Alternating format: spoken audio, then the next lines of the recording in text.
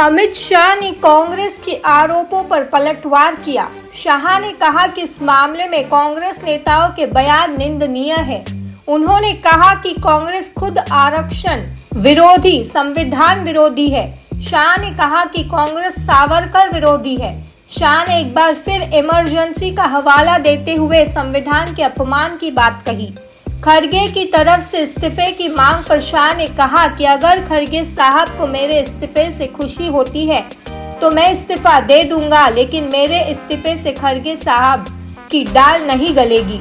शाह ने कहा, मैं खड़गे साहब को कहना चाहता हूँ, आप अभी जहाँ है वहाँ आपको 15 साल तक बैठना है।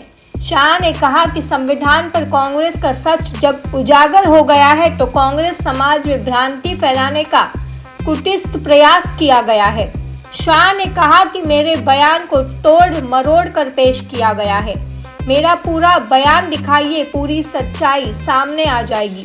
शाह ने कहा कि संसद में जब ये साबित हो गया कि कांग्रेस ने किस तरह से बाबा साहेब का विरोध किया है, कांग्रेस ने किस तरह से बाबा साहेब को हाशिए पर ढकेलने का काम किया है, अमित शाह ने बाबा साहेब को हराने के लिए कांग्रेस के अतीत के प्रयास का भी जिक्र किया।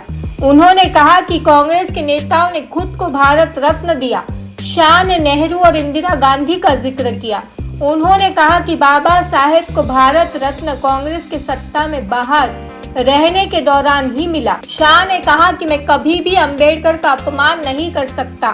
मेरे बयान को तोड़ मरोड़ कर पेश किया गया है। शाह ने कहा कि मैं हमेशा से अंबेडकर के रास्ते पर ही चला हूँ। शाह ने कहा कि मेरे पूरे बयान को दिखाना चाहिए। शाह ने कहा कि बीजेपी ने ही संविधान दिवस को मनाने की शुरुआत की। अमित शाह ने कहा कि मैं खड़गे साहब को कहना चाहता हूँ कि आप उस वर्ग से आते हैं जिसके लिए बाबा साहेब ने अपने पूरा जीवन समर्पित किया।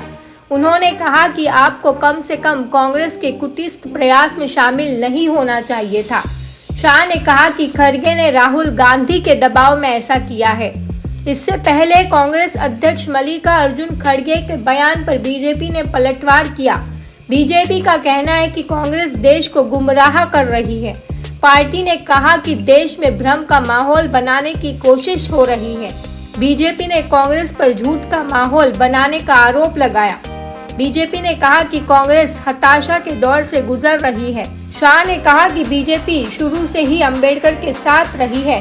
कांग्रेस ने जीवन भर अंबेडकर का अपमान किया है। अमित शाह ने कहा कि मेरी विनती है कि मेरा पूरा बयान दिखाया जाए। मैं सपने में भी अंबेडकर का बयान नहीं कर सकता हूँ।